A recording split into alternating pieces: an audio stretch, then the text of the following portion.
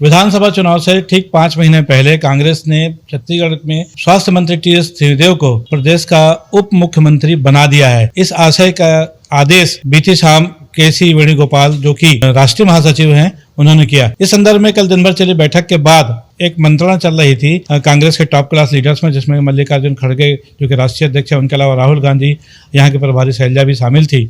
और पिछले जो 2 साल से जो एक अंदरूनी कलह जो चल रही थी छत्तीसगढ़ सरकार में 2.5 साल के फार्मूले के चर्चा में आने के बाद उस पर कल एक विराम सा लग गया है। और ये बहुत जरूरी भी था, क्योंकि 5 महीने बाद प्रदेश में विधानसभा चुनाव होने वाले हैं। ऐसे समय पे यदि इस डैमेज कंट्रोल को मैनेज नहीं किया जाता तो शायद इसके परिणाम अच्छे नहीं होते। नमस्कार दोस्तों, मैं हूं बीडी निजामी और आप देख रहे हैं न्यूज T20।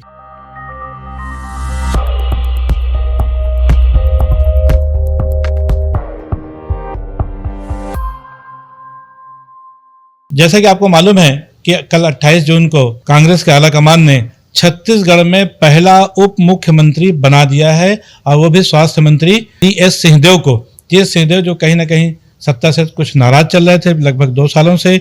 इस बीच उनकी बहुत सारी शिकायतें थी, जिसके चलते पिछले साल उन्होंने ग्रामीण विकास मंत्रालय से भी इस्तीफा दे दिया था और फिलहाल सिर्फ स्वास्थ्य मंत्री की ही जिम्मेदारी निभा रहे थे। उनको इस बात की भी नाराजगी थी कि उनके दौरों के समय प्रोटोकॉल के अधिकारी प्रोटोकॉल फॉलो नहीं करते हैं। उनके द्वारा जारी की फाइलों में जिसमें ट्रांसफ़र भी थे और दूसरी नियुक्तियां थी, उस पर भी अमल नहीं हो रहा था। बहरहाल इन सब चीज़ों को लेकर के कहीं ना कहीं एक बड़ी गैपिंग जो है नज़र आ रही थी, और इस बात को महसूस करते हुए राष्ट्रीय हाईकमान ने, कांग्रेस के हाईकमान ने सबसे पहले छत्तीसगढ़ प्रभारी को बदला। पीएल पुनिया जो लगभग 4 साल से छत्तीसगढ़ के प्रभारी थे, उनको हटाकर कुमारी शैलजा को बनाया गया। और लगभग 1.5 महीने से जब कुमारी शैलजा छत्तीसगढ़ के प्रभारी बनी है, उन्होंने कांग्रेस में आमूलचूल परिवर्तन करते हुए बहुत साहसिक निर्णय लिए हैं और उन सब परिस्थितियों को गहराई से समझते हुए आलाकमान को बताया, उसके अनुसार अब निर्णय लिए जा रहे हैं। कांग्रेस के राष्ट्रीय अध्यक्ष मल्लिकार्जुन खड़गे इस बार के चुनाव को लेकर काफी गंभीर हैं, और उनकी जो छत्तीसगढ़ के प्रभारी हैं कुमारी शैलजा द्वारा दी जाने वाली रिपोर्ट को देखते हुए बहुत सारे फैसले लिए जा रहे हैं। आपको बताते चले कि टीएस सिंहदेव वो नेता हैं जो कि 2018 के चुनाव में चुनावी घोषणा पत्र समिति के अध्यक्ष थे। उन्हें मुख्यमंत्री भूपेश बघेल के समकक्ष दावेदार माना जा रहा था, और ये माना जा रहा था कि अगर कांग्रेस की सरकार छत्तीसगढ़ में आई है तो उसमें एक महत्वपूर्ण रोल टीएस सिंहदेव का था। और तब 2018 के चुनाव में सरगुजा की 14 में से 14 सीटें जीतकर एक बहुत बड़ी भूमिका टीएस सिंहदेव ने निभाई थी। आज जबकि 6 महीने बाद, 5 महीने बाद फिर से विधानसभा चुनाव होने जा रहे हैं, पिछले 2 साल से चल रही अंदरूनी रस्साकसी की वजह से कांग्रेस कहीं न कहीं कमजोर हो रही थी।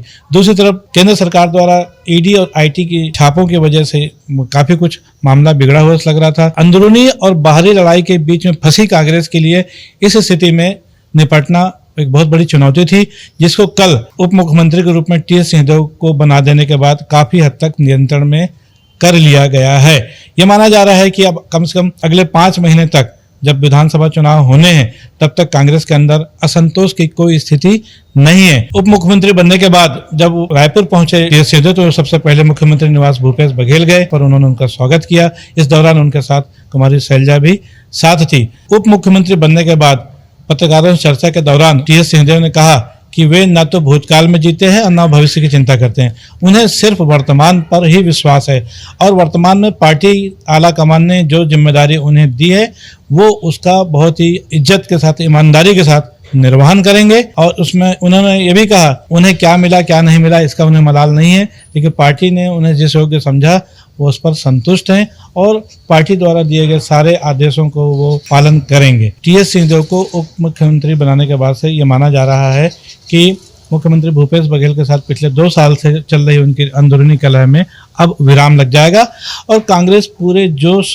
खरोश के साथ 2023 में भारतीय जनता पार्टी का मुकाबला करके एक बार फिर सत्ता में वापस आने की कोशिश करेगी। कांग्रेस हाईकमान द्वारा लिया गया यह फैसला कितना कारगर सिद्ध होता है ये तो समय बताएगा, लेकिन सबसे पहले कि इनकी ताजपोशी उप मुख्यमंत्री के रूप में इनको कल शपथ लेना, उनका कार्यक्रम फिलहाल अभी नहीं आया है। यह माना जा रहा है कि शनिवार को वो उप मुख्यमंत्री पद की शपथ ले सकते हैं। टीएस सिंहदेव ने एक बात और कही, जो कि वो पिछले दिनों उन्होंने सार्वजनिक रूप से कुछ जगह कहा था कि चुनावी घोषणा पत्र में जो वायदे जो हैं जो पूरे नहीं हुए, जिसका उन्हें मलाल है।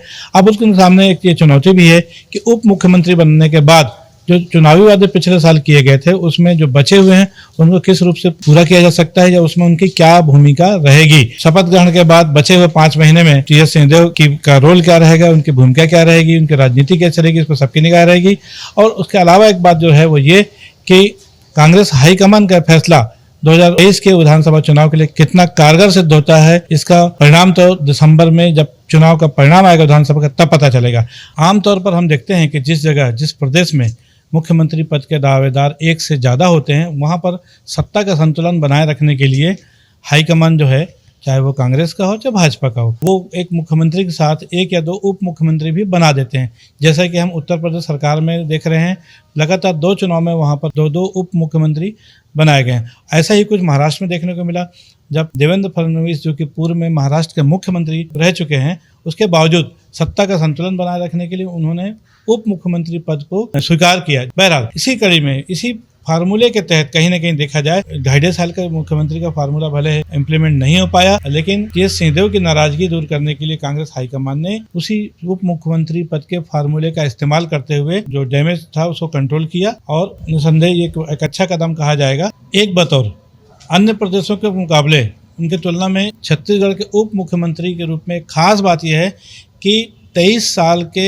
छत्तीसगढ़ में, मतलब छत्तीसगढ़ का गठन 2000 में हुआ था और 23 साल उसके अस्तित्व में आए हुए पहली बार किसी नेता को उप मुख्यमंत्री का पद दिया गया है। इस मायने में टीएस सिंहदेव लकी है कि जब भी छत्तीसगढ़ का इतिहास लिखा जाएगा और उप मुख्यमंत्रियों का जब उल्लेख होगा तो पहले उप मुख्यमंत्री के रूप में उनका नाम हमेशा इतिहास में दर्ज रहेगा। आज के लिए बस इतना ही। आपको हमारी ये खबर कैसी लगी इस बारे में अपनी राय जरूर दें। हमारे इस खबर को लाइक करें, हमारे चैनल को सब्सक्राइब करें। जय हिंद, जय भारत, जय छत्तीसगढ़।